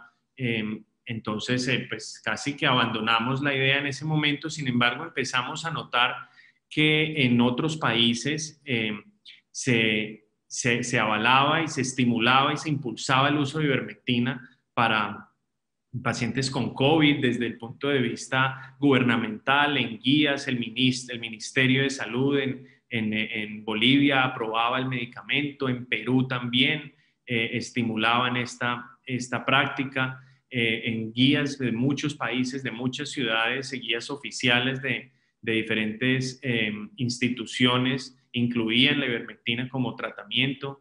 En forma inyectada, se utilizaba en miles de personas en Perú e incluso en Colombia se estimuló su uso. La alcaldía de Cali se distribuyó en muchas personas de riesgo, de modo que pues ahí decidimos avanzar, dijimos realmente sí es necesario conocer esta información y terminamos de escribir el protocolo. Los objetivos finalmente del estudio son describir la eficacia de la ivermectina en adultos con enfermedad leve. Específicamente, o el desenlace primario es el primero que está aquí en objetivos específicos, que es comparar el tiempo entre aleatorización y desaparición de síntomas. Esta realmente fue una enmienda. Inicialmente íbamos a medir el tiempo entre aleatorización y deterioro clínico. Sin embargo, pocos pacientes tenían ese deterioro clínico y por lo tanto el tamaño de muestra iba a ser muy, muy alto y casi que inalcanzable. Entonces enmendamos el protocolo para comparar tiempo entre aleatorización y desaparición de síntomas. Y otros objetivos específicos, estado clínico en días en algunos días de la enfermedad, el día 5, 8, 11, 15, y algunos otros desenlaces de hospitalización, necesidad de oxígeno, cuidados intensivos. Y la seguridad, también estamos midiendo seguridad y eventos adversos solicitados. Criterios de inclusión, los importantes es que tenga enfermedad confirmada por PCR en los primeros 7 días desde el inicio de los síntomas. Esa ha sido una gran dificultad, identificar estos pacientes. Estamos recibiendo mucha ayuda del Hospital Departamental, del Laboratorio de la Universidad del Valle, el Laboratorio de Azoclinic del doctor Sócrates Herrera, y de hematoncólogos. Nos procesan estas PCRs en forma inmediata, de modo que recuerden, si alguno de ustedes, familiares, conocidos, tiene síntomas en los primeros 5 días, por favor nos informan para procesar la PCR en forma inmediata y invitarlos a participar en el estudio. Pero los criterios de exclusión, uno difícil que nos excluye muchos pacientes es que hayan recibido el medicamento en los días previos a la aleatorización. Como les mencioné, en Cali muchas personas lo toman en forma empírica y automedicada. Elevación de enzimas hepáticas basales mayor a 1.5 veces el nivel normal es un criterio de exclusión por encontrar en algunos artículos que la ivermectina puede producir algo de toxicidad hepática. Las dosis que estamos utilizando son dosis altas. Es una dosis de 300 microgramos por kilo por día, por 5 días consecutivos. Y ante esa dosis la identificamos en estudios previos, en estudios en dengue, en estudios en humanos, en donde dosis acumuladas superior a 1800 microgramos eran seguras, de modo que esa fue la dosis que decidimos utilizar, y nos dio miedo que los pacientes pudieran tener alguna enfermedad hepática de base, y por eso excluimos esa posibilidad. Y pacientes que ya estuvieran asintomáticos. Ustedes pues han visto, han escuchado, han leído que el COVID realmente es autolimitado en la mayoría de los casos, salvo a algunas personas de riesgo, pero en muchos de los pacientes que contactamos al día 5, al día 6, ya están asintomáticos y esos pacientes los excluimos. Son pacientes con enfermedad leve, es decir, que pueden estar hospitalizados o ambulatorios con oxígeno suplementario, pero sin oxígeno nasal, sin cánula de alto flujo ni ventilación mecánica no invasiva o invasiva. Esos pacientes tienen que tener una enfermedad leve, y ese es otro criterio. El tamaño de la muestra, bueno, para resumir toda esta información, son 400 pacientes en el estudio. En este momento llevamos cerca de 300, ahora lo miramos más adelante en los reportes preliminares, pero cerca de 340. Finalmente, bueno, escribimos esto, iniciamos todo el proceso regulatorio con INVIMA, que realmente se ha comportado muy bien, y lo que prometieron al inicio de la pandemia, que iban a ser muy ágiles en sus respuestas regulatorias para los estudios de COVID, lo han cumplido a cabalidad. En muy poco tiempo hacen una evaluación muy detallada del protocolo, hacen algunos requerimientos que son válidos, realmente no son requerimientos insignificantes, sino que permiten mejorar la calidad la calidad del protocolo, y responden rápidamente. Así que estas sí son palabras también de reconocimiento para el INVIMA y también para nuestro comité de ética, que también evalúa esto de una forma muy detallada. Entonces, después de pasar por todos esos digamos, aspectos regulatorios, lo aprobaron e iniciamos a mediados de julio, con muchas dificultades, obviamente costos. Esto es un equipo de 50, 60 personas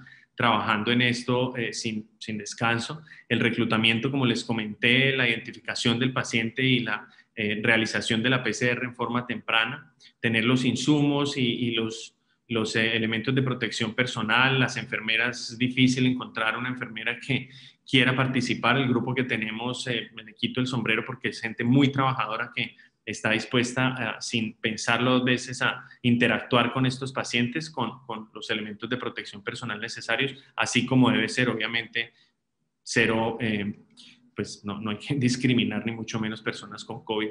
Todos estamos expuestos a ellas, y probablemente muchos también o lo hayamos tenido o lo tendremos, así que simplemente ellas tienen mucho cuidado en sus interacciones y han estado muy seguras. Imprevistos que han surgido por montones, como en todos los ensayos clínicos, cumplir las expectativas de los participantes. La gente siente que después de la primera dosis, así es, sea que uno les explique que esto es controlado con placebo, a veces se molestan por no haber resuelto sus síntomas en cuestión de horas. Y ahora lo que nos enfrentaremos es el análisis y la interpretación de los datos. Resultados preliminares, como les mencioné, no hay mucha información, porque el ciego obviamente se conserva, pero hasta el momento en Cali hemos tenido desde el 15 de octubre 31.000 casos confirmados de COVID, 460 han ingresado, sin embargo muchos han tenido screening failure por las enzimas hepáticas, sobre todo alteradas, mayor a 1.5 veces, y algo que quisiéramos en este momento es comparar si esas enzimas hepáticas alteradas desde el inicio, antes de administrar el medicamento, tienen algún efecto en el desenlace, representan algún factor de riesgo para un desenlace negativo. Hay información, hay artículos que lo describen como un factor de riesgo que no se ha estudiado de una forma detallada, y yo pienso que esta es una bonita oportunidad para hacer un análisis secundario de ese aspecto en particular. Y hay 340 sujetos activos en el estudio, nos faltan reclutar 60. En este momento el reclutamiento está un poco más lento que en días previos, así que quizá nos vamos a demorar un poco terminando estos 60 sujetos, pero pues probablemente lo haremos en cuestión de un mes. En ese momento la limpieza de la base de datos pues es algo también complejo.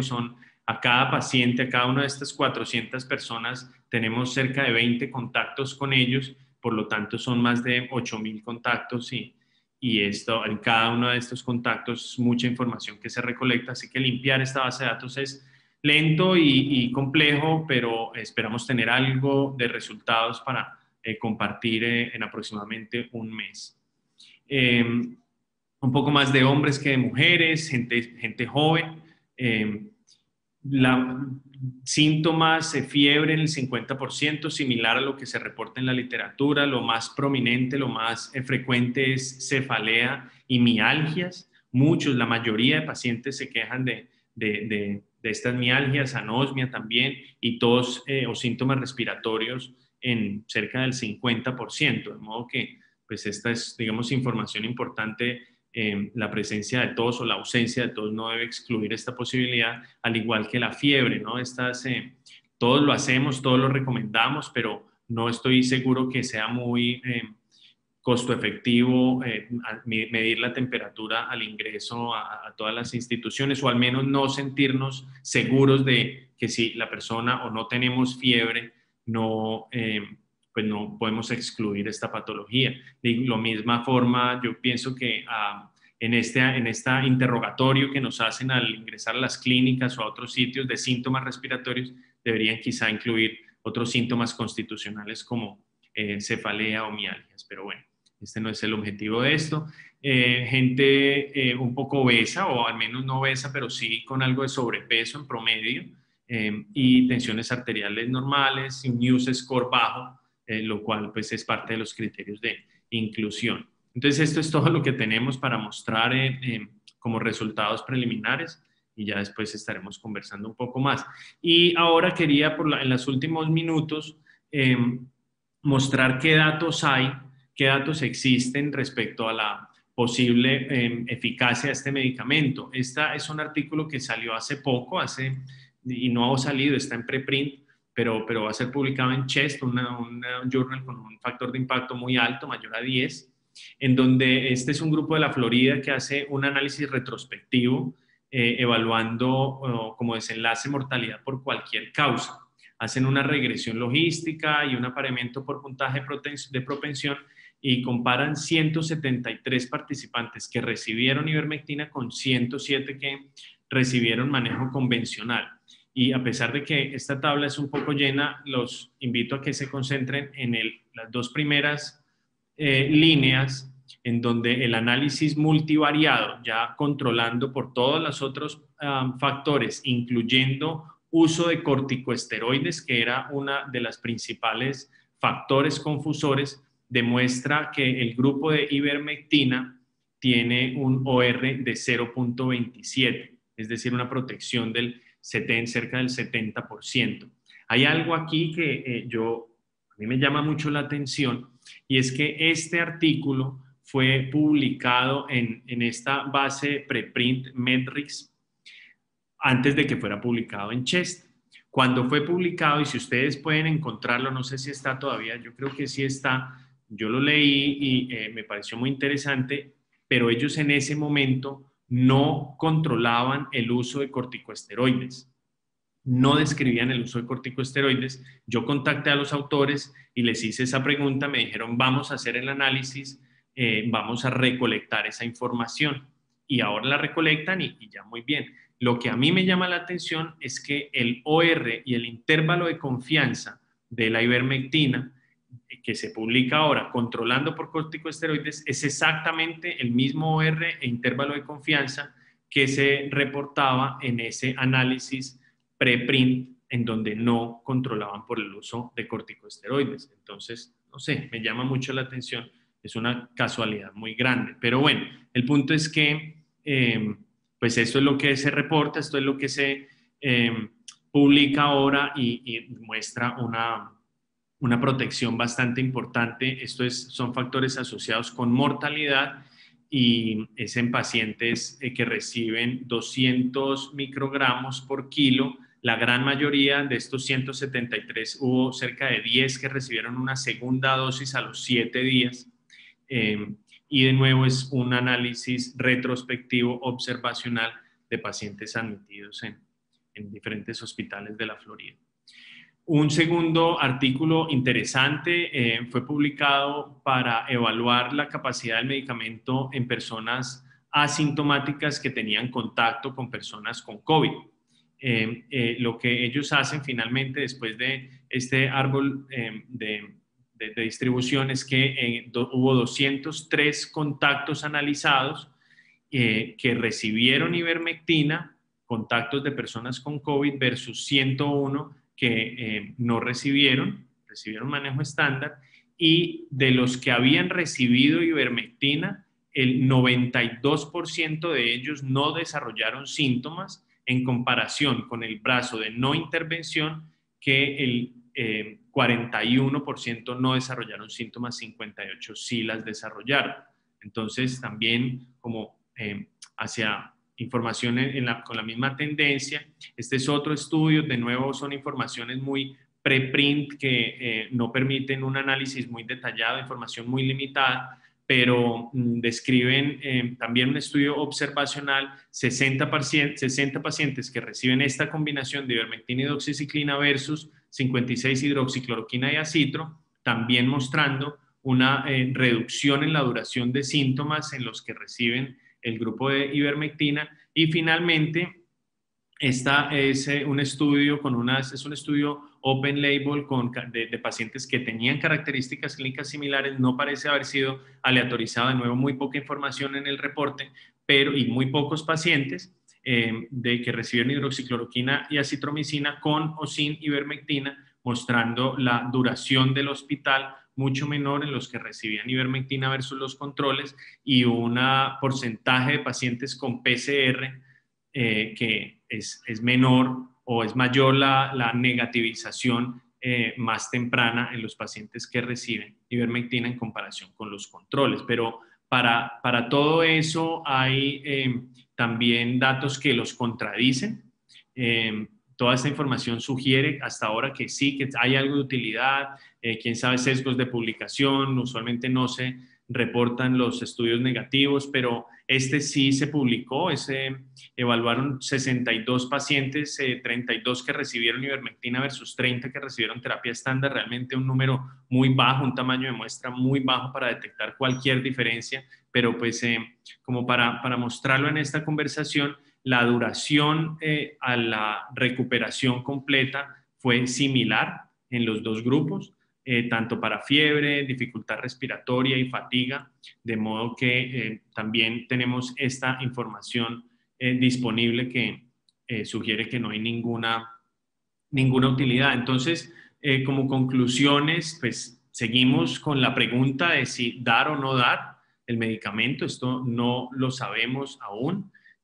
Pronto tendremos estos resultados de este o cualquier otro ensayo clínico aleatorizado, doble ciego, bien controlado para poder encontrar. Hemos tenido muchas dificultades y con respecto a la utilidad de la ivermectina, todos esos estudios preprint que a pesar de tener muchas fallas metodológicas y que nos impidan sacar conclusiones, pareciera haber una tendencia hacia la efectividad, aunque los datos contradictorios nos impiden sacar una conclusión definitiva y por lo tanto no tenemos una evidencia final para hacer una recomendación masiva.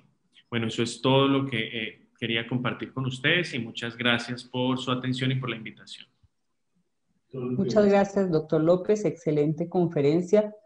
Creo que nos ilustró muy bien lo que tenemos hasta ahora sobre ivermectina y tratamientos para el COVID. Ahora pasamos a un panel de preguntas. Esperamos que el público que se encuentre en la sala nos hagan preguntas y mientras las vamos recibiendo vamos a estar con nosotros ponentes también.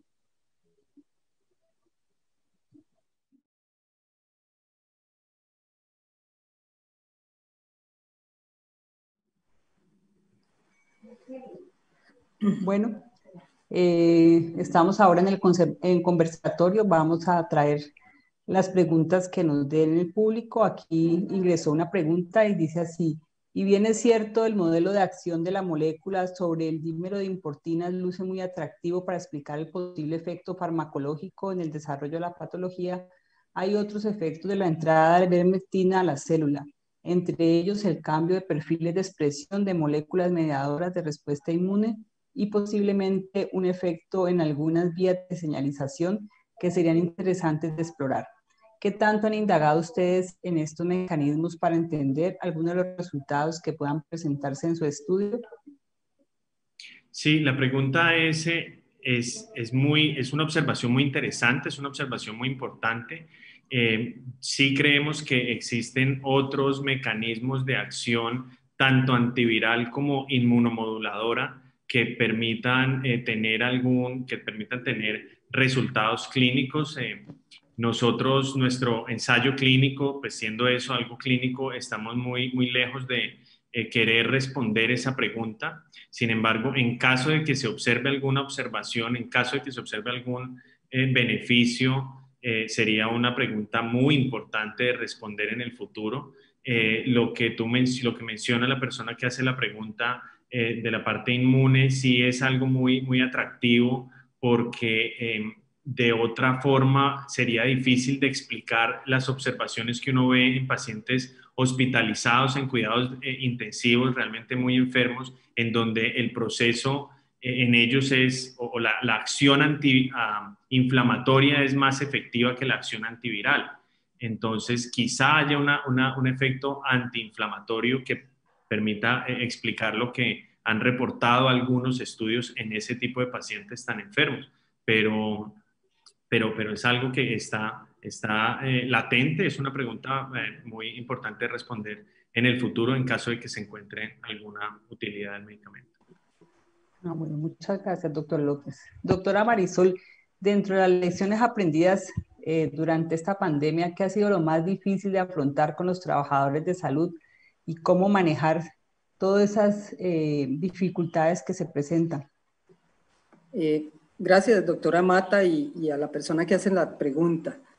Sin duda, el tomar conciencia como personas y ciudadanos y personas responsables en el sector salud pareciera ser muy fácil, pero no lo es tanto a veces.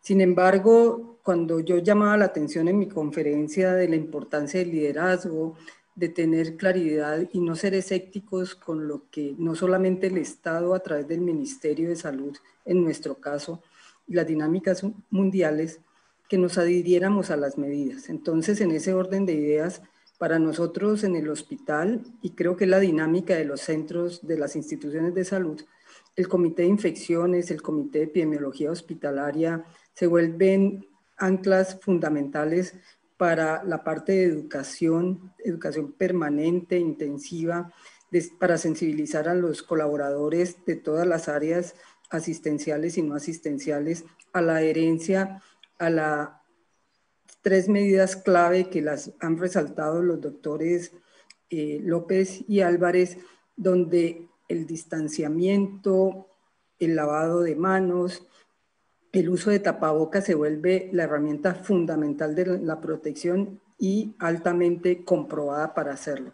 Nuestras medidas empezaron desde febrero de este año, cuando aún no había el primer caso en Colombia, y hemos sido insistentes cada semana, cada día, adherir a nuestros trabajadores a las medidas, e incluso con resultados satisfactorios, pero que no nos han permitido bajar la guardia, y contamos y pretendemos que esa sensibilización no solo sea al interior, sino en los entornos sociales que cada persona del hospital representa. En nuestro caso, un hospital de más de 3.000 trabajadores y cada uno representa una familia al menos de 5, y usted ya tiene allí 150.000 personas para proteger, y es una cadena de protección que nosotros hemos tratado de mantener.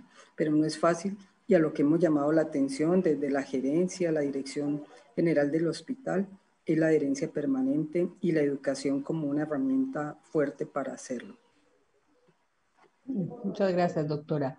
Y el doctor Álvarez, yo creo que una de las preguntas que más nos preocupa a todos, la mayor inquietud, es cómo manejar el reto económico para el país versus el manejar el riesgo de salud que tiene toda la población. O sea, cómo lograr ese equilibrio, conservar las medidas, y que cuando las medidas cumplan lleven a que se aumenten los rebrotes o se presenten rebrotes, y eso pues tenerlo un equilibrio frente a la parte económica del país.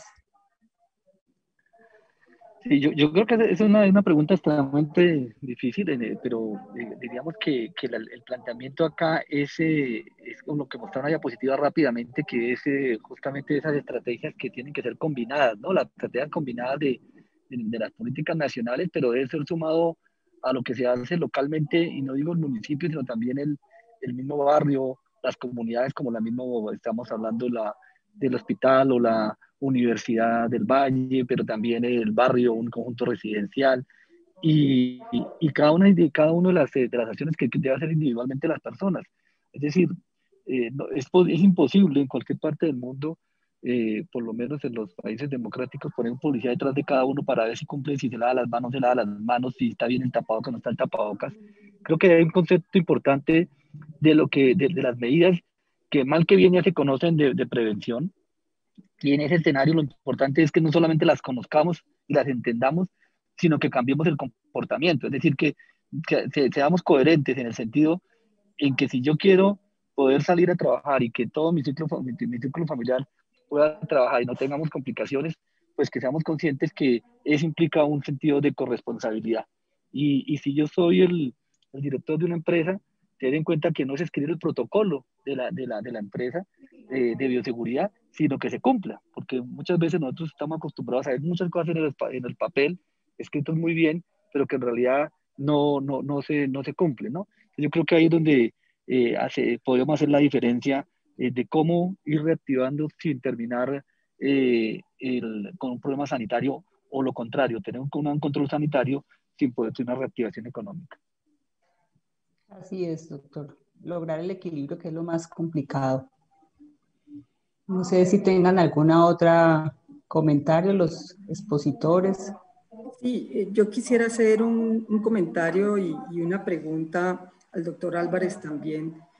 Por supuesto, resaltando el tema de la investigación clínica en Colombia, extraordinaria la experiencia del doctor Eduardo López y su grupo, somos testigos de ello, pero yo sé también, y hemos sido parte de esa parte, del el sentido de Colombia dentro de la investigación, lo que ha coordinado el doctor Álvarez a través del Ministerio de Salud y la voluntad del país en participar en los ensayos clínicos aleatorios mundiales. Solidarity, uno de ellos en términos de tratamiento y lo que se viene en vacunas.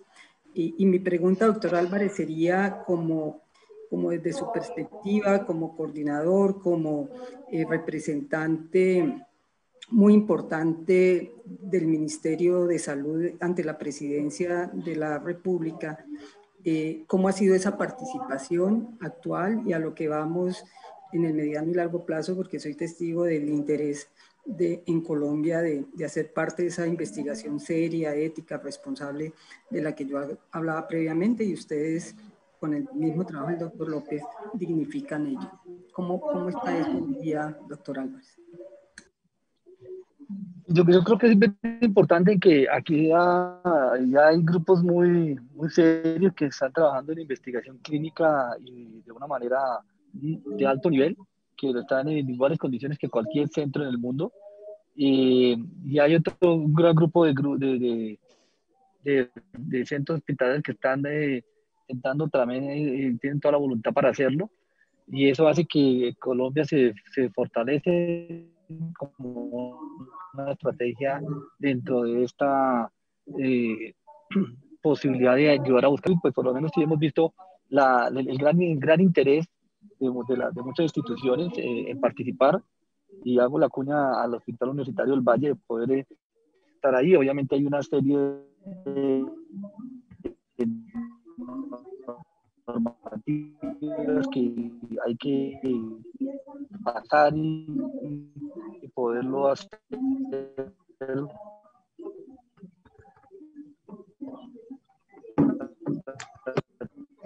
No se le escucha bien. El soporte pues, administrativo, y pues porque ya el técnico científico lo tienen. Hacer investigación clínica de buen nivel, pues como si... Sí, Hola, ya. ¿me están escuchando? Sí, ya lo estamos escuchando, Hola, doctor. sí. Les decía que hay un compromiso también como país, en el sentido en que hay que hacer un fortalecimiento de los centros de investigación dentro de las instituciones hospitalarias, que son dos puntos importantes. Es decir, tenemos centros de investigación fuera de los hospitales que funcionan muy bien, y algunos centros de los hospitales, pero sí hay la necesidad de fortalecer ese centro de investigación y que se considere como un servicio supremamente importante para el desarrollo y el nivel científico de los diferentes hospitales en Colombia. Creo que ahí todavía tenemos un camino para avanzar. En el estudio de solidaridad ha sido extremadamente importante el interés en participar. Fácilmente 35, 40 hospitales mandaron el interés de participar en el estudio. En este momento ya hay 15 hospitales que están activamente invitando a pacientes a participar en el estudio de solidaridad, y hay otros 5 a 7 que están entrando en las aprobaciones por INVIMA. Lo malo del estudio, pues aprovecho para hacer un poquito de comentar. El estudio inició en marzo-abril. En Colombia empezamos en julio. Tiene ya incluidos 12.000 pacientes. Se convierte en el estudio más grande que hay en COVID-19, y en el cual pues, los resultados desafortunadamente no fueron los que se esperaban, pero pues es parte de la ciencia. Los medicamentos, el lopinavir, ritonavir y la hidroxicloroquina, ahora inicialmente se había sacado un reporte que no mostraban utilidad, por lo tanto se quitaban esos brazos, y ahora el análisis de la semana pasada se muestra que el interferón beta y el remdesivir tampoco, con los 11.000 pacientes que se analizaron en el primer análisis interino, muestran utilidad sobre el desenlace de mortalidad. Viene una segunda ola de medicamentos que van a ser incluidos en el estudio, otros brazos. Es un estudio que se llama pragmático, que permite incluir y entrar y sacar brazos de medicamentos, y viene con un medicamento que se llama calabrutinib, que es un medicamento inhibidor de la tirosina quinasa, que también podría ser potencialmente tener utilidad en esta estrategia que se está planteando. Entonces, esto es un llamado a seguir y el interés de vivo para poder participar en estos ensayos que definitivamente pues, es una manera para lograr llegar a un resultado efectivo. Bueno, muchas gracias, doctor Álvarez, y muchas gracias a todos los expositores. Yo creo que ya podemos dar por terminada la primera parte del simposio liderado por la Escuela de Medicina y por la Escuela de Bacteriología. Me avisan por uno de los links, yo ahí presento el primero. y ahí me quedo escuchando toda la conferencia, y cuando